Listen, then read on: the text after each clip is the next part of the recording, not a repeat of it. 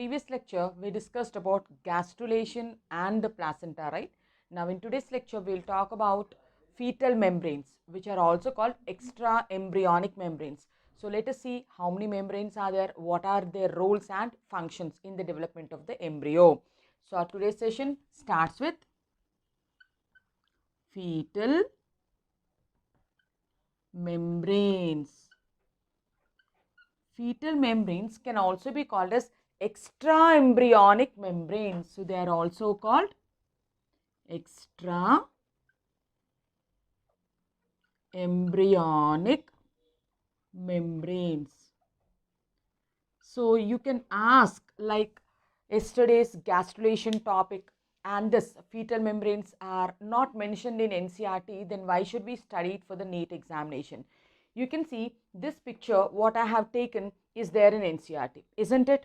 This picture is there in NCERT in which they are mentioning about yolk sac. They're talking about amniotic cavity and chorion. They're showing the amniotic fluid means in picture they mentioned it means we have to take a knowledge about chorion, amnion, allantois, yolk sac. So from picture also we have to take the content and we have to study. That's the reason we are doing this extra embryonic membranes, right?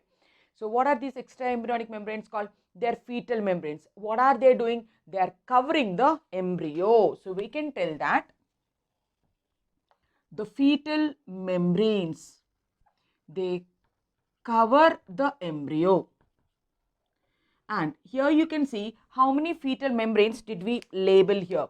One is chorion, the second one is amnion, the third one is allantois, and the fourth one is the yolk sac. So these are the four fetal membranes. What are they? First one we told it is chorion. Second one is amnion. Third one is allantois. And the fourth one, here we are telling, this is yolk sac. So these are the four extra embryonic membranes. And these four extra embryonic membranes, from where are they developing? So if you see the blastula, blastocyst, the outer layer is called trophoderm or trophoectoderm. These fetal membranes are derived from the trophoblast cells only. So we can tell that they are derived from where?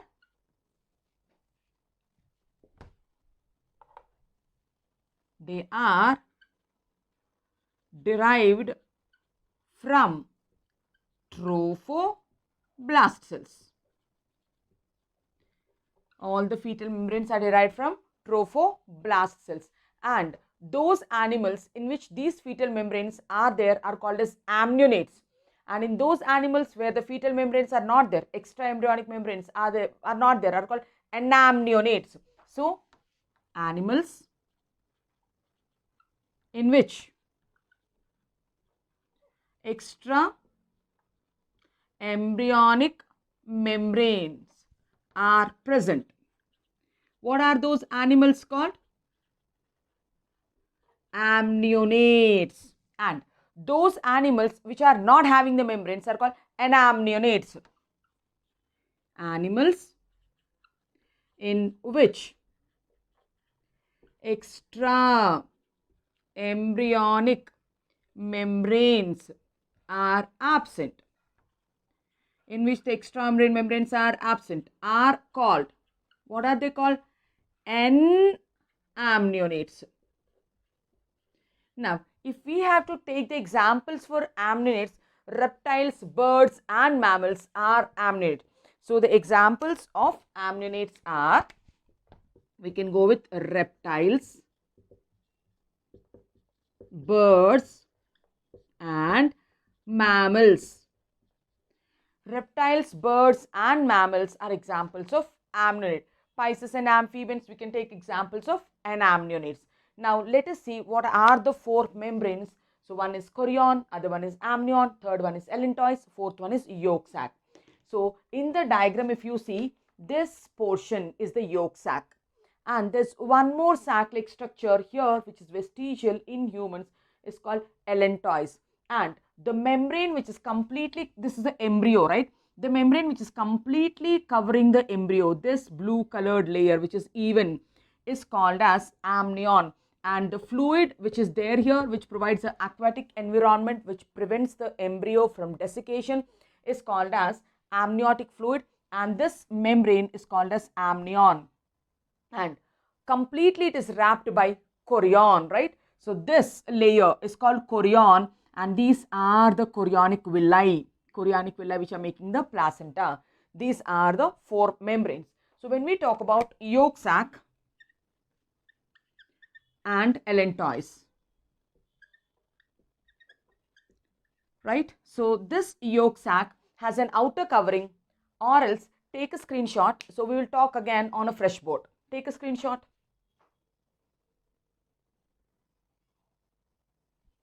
Right. So we'll take a fresh board and then we will see. This is the picture which I have taken from NCERT, and if we have to draw the picture, we can tell like,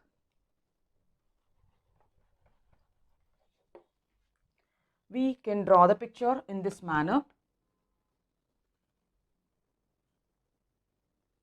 right? And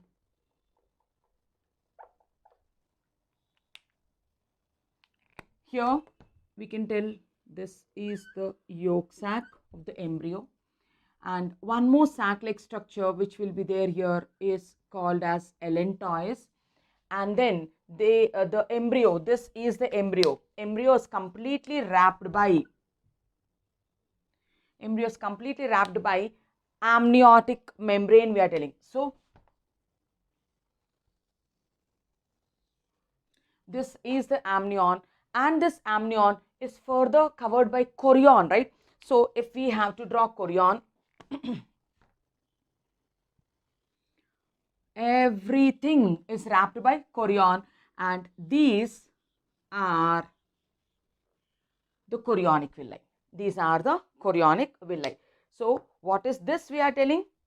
This we are calling it as yolk sac, and this we are telling it is allantois, and this one is chorion,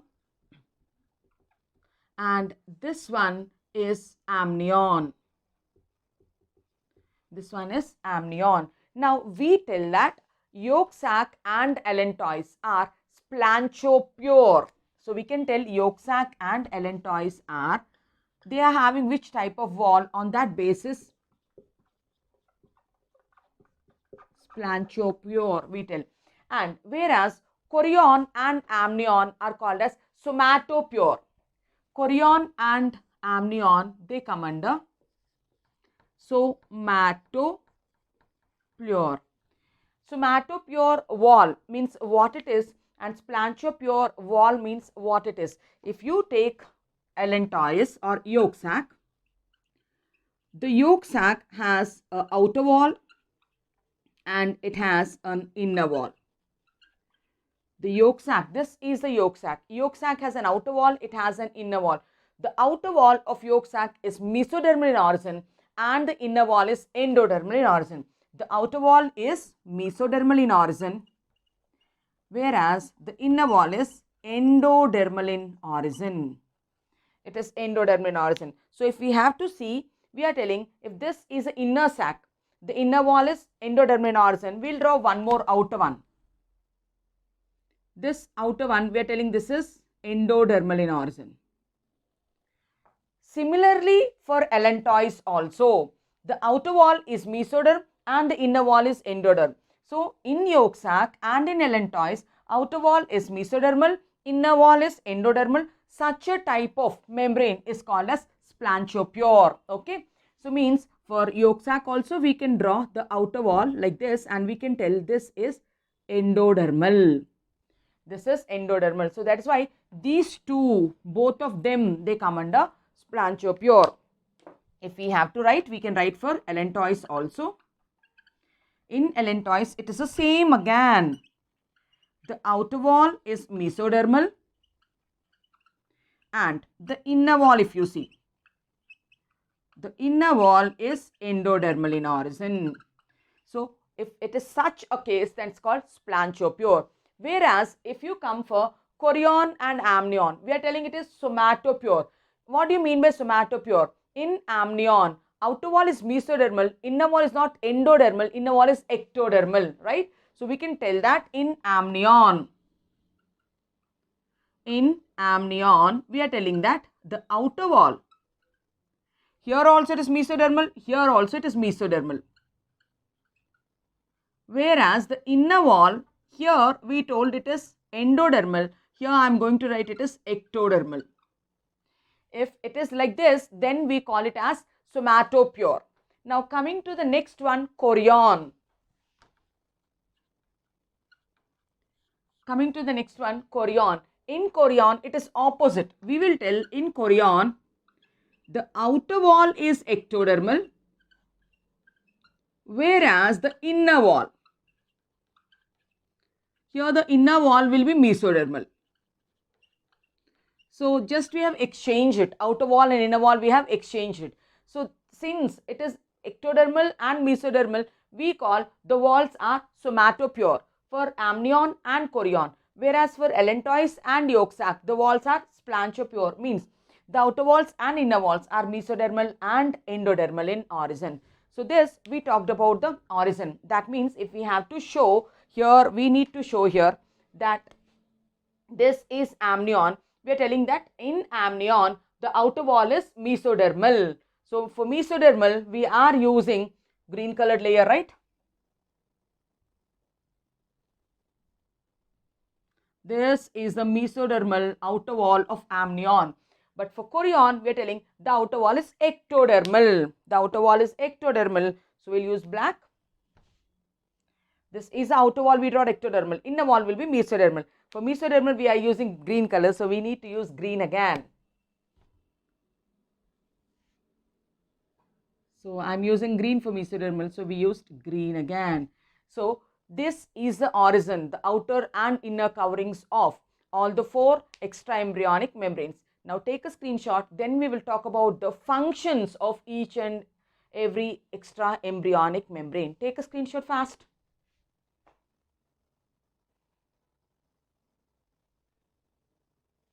Right.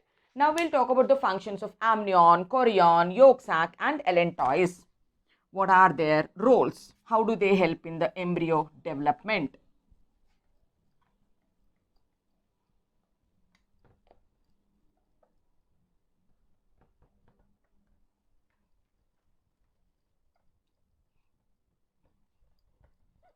Now we can start with yolk sac. Now the eggs which are having yolk sac are called cleoidic eggs. We're going to start with the first one, which is called as yolk sac. Okay.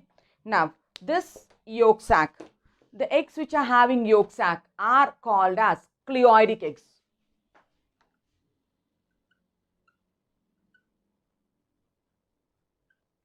They are called cleoidic eggs.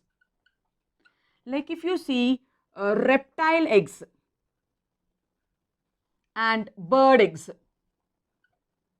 these are the examples for cleoidic eggs. They have very good amount of yolk. Whereas if you take human eggs are acleoidic eggs. They don't have yolk. So when it comes to the human egg, like human egg is acleoidic. What do you mean by acleoidic? No yolk sac we can tell, or very poorly developed yolk sac we can tell, or very poorly developed yolk sac. You can look at the picture here. In this much embryo, how much is the yolk? Only this much is the yolk. Whereas when we eat hen's egg, so we see that prominent yolk will be there. Whereas in human, the egg has a very little yolk sac. So that's why we call it as acleoidic eggs. Understood? Now yolk sac is also called as extra embryonic gut. Yolk sac can also be called as extra embryonic gut. So what will our gut do? It will take the food inside, it will digest the food inside, and then it will distribute to all the parts of the body. Similarly here, the yolk which stores the reserve food material, the yolk gets digested and then it passes to the embryo. So but in our case, if you see in humans, yolk sac is not there, then who will bring the food means placenta has taken the role of bringing the food and supplying it to the embryo. Whereas in normal cases, whereas in reptiles and in birds, we can tell that the yolk sac takes the role of digesting the food, digesting the yolk and passing the food to the embryo. That's why it's called extra embryonic gut. It digests the yolk and passes the nutrients. It passes the nutrients to the embryo. That is why we are calling it as extra embryonic gut. Now, when we talk about hemopoiesis, we will tell actually bone marrow is the place of hemopoiesis, but bone marrow development will happen later on. Initially, yolk sac, liver are the hemopoietic organs. So, we can tell that early blood cell formation is done in the yolk sac. Another function is early blood cell formation occurs here. Early blood cell formation occurs in the yolk sac. So what are we talking about yolk sac? It is a nutritive tissue. So that's why we are calling it as extra embryonic gut. It digests the food and it passes the nutrients to the yolk sac. In humans, the yolk sac is poorly developed. So then who will take the role of passing the nutrients? Placenta. In humans will supply nutrients. It will supply nutrients to the embryo. Why the placenta is supplying nutrients to the embryo? Because the yolk sac is not there. Children, this is about the first extra embryonic membrane called yolk sac. If the eggs are having yolk sac, then they're called cleoidic eggs. Examples are reptile eggs and birds eggs. So if we come to human eggs are acleoidic, means yolk sac will not be there, or if it is there also, it's very poorly developed. So when it is poorly developed, then how will the embryo get the food? Placenta has taken the role to pass on the food to the developing embryo. What is the function of the yolk sac? Yolk sac is called as an extra embryonic gut. Why? Since it's digesting the food and passing it to the embryo. The similar function what our gut will do. And early blood cell formation, hemopoiesis, occurs in the yolk sac. Take a screenshot. Then we'll talk about the second extra embryonic membrane called allantois.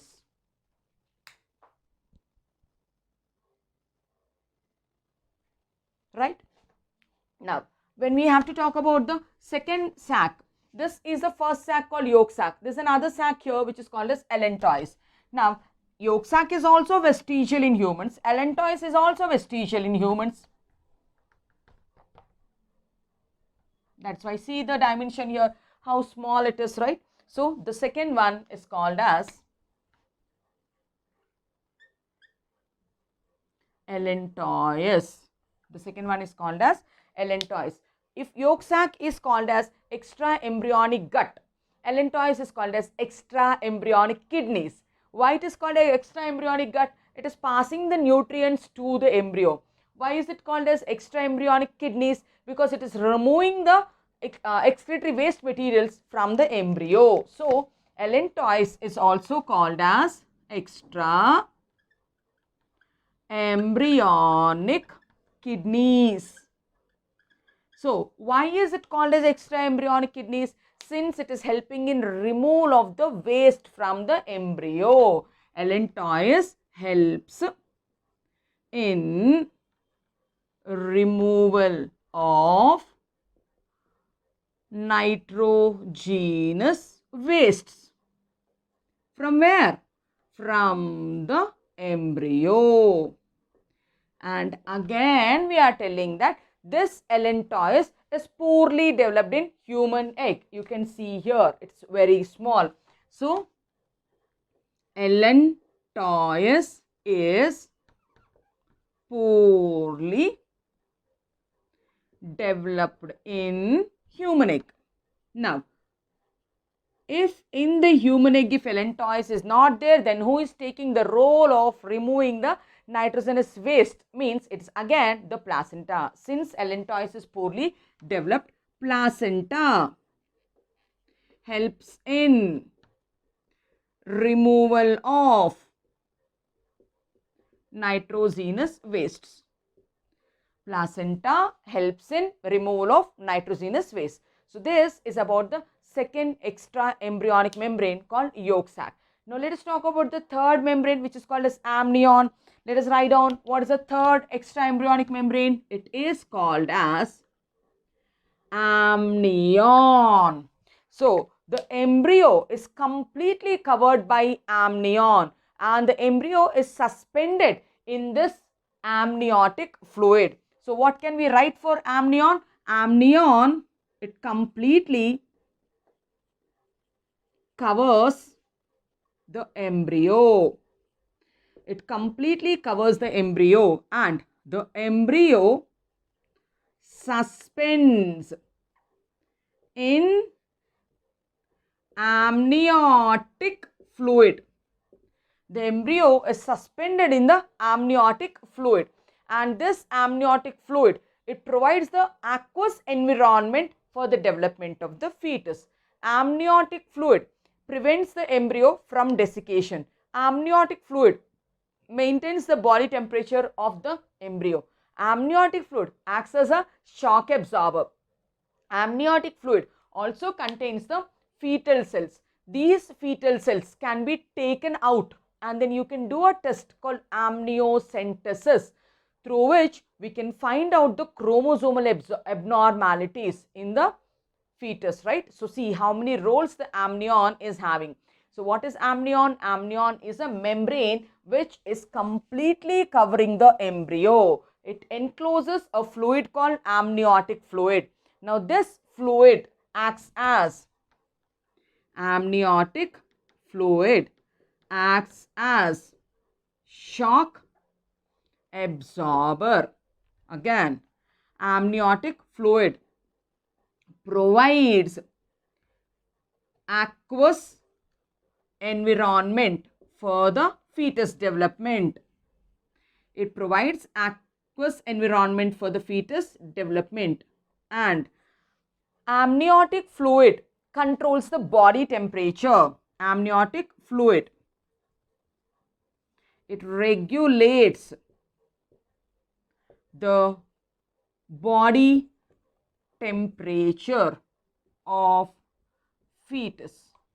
We can tell amniotic fluid prevents desiccation of the fetus. It will not allow the fetus to dehydrate, desiccate. Amniotic fluid contains fetal cells. Amniotic fluid contains fetal cells. So 1 ml or 2 ml of the amniotic fluid is collected, from which the fetal cells are extracted, and we can check out the genetic abnormalities. That test is called as amniocentesis. Amniocentesis, right? So through amniocentesis, we can find out whether the chromosomal arrangement, chromosomal number is correct or not in the fetal cells. We can use it for identification of, it is used for identification of genetic disorders. It is used for identification of genetic disorders. All this is about the third extra embryonic membrane called amnion.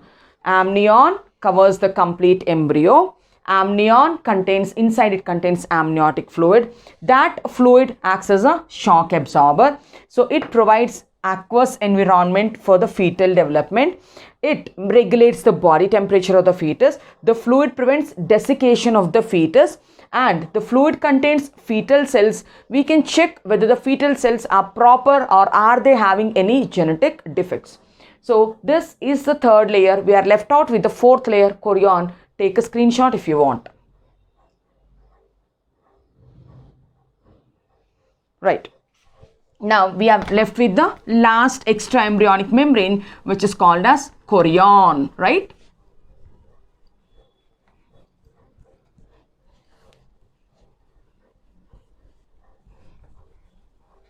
So all these extra embryonic membranes are helping in the fetal development, isn't it? So what is the fourth one? Third one we already discussed. It is amnion. And the fourth one is called chorion. Yolk sac is called extraembryonal gut. Allantois is called extraembryonal kidney. Chorion is called extraembryonic lungs. So chorion can be called as extraembryonic kidney. So sorry, extraembryonic lungs, right? Kidneys means allantois. Extraembryonic lungs means, I think you got the role of chorion. It helps in gases exchange, right? So we can tell that it helps in gaseous exchange. And chorion is the one which is completely wrapping all the membranes and the fetus, right? So chorion completely encloses the extra embryonic membranes and the embryo also. And chorion, human placenta is chorionic placenta. It's the fetal part of the placenta is chorionic villi. The maternal part of the placenta is called decidia basalis. They interdigitate to make a mechanical support, which is called placenta, through which the gases exchange, nutrients exchange will happen, right? So chorion helps in formation of the human placenta. That also we can tell. So chorion helps in formation of human placenta. It helps in formation of human placenta. That's why human placenta is called chorionic placenta. That's why it is called as chorionic placenta. So this is about the extra embryonic membranes which are covering the embryo. Now this is allantois, we discussed. Allantois is called extraembryonic kidney. And this is chorion, we discussed. Chorion is called extraembryonic lung. Amnion, which wraps and it provides a fluid environment. And this is a developing embryo. Now next one, this is an umbilical cord. So the embryo is connected through the placenta through a cord. In yesterday's class we discussed, which contains umbilical vessels, umbilical artery, umbilical vein, Warthin's jelly. This is an umbilical cord, and this is a vestigial yolk sac, poorly developed yolk sac. This is a poorly developed allantois, and this, the red colored one, is a uterine cavity. This cavity will expand as the embryo or the fetus grows. And this is uterus, and this one is the mouth of the uterus. This is the cervix, right? So they told the cervix will be plugged with the mucus. So at the time of parturition, childbirth, this mucus dilates and comes down, then it makes the path for the childbirth. During the 9 months of pregnancy, this cervix will be plugged with the mucus. Understood? So this is a diagram you can see which is there in NCERT, and these are placental villi, contribution by the fetus, right? So in the next class we will talk about the calendar events in pregnancy. So how do we divide the pregnancy into 3 trimesters? What changes will happen in the first trimester, second trimester, third trimester? Hope the content is useful. If you like the content, like, share and subscribe to my channel. Thank you.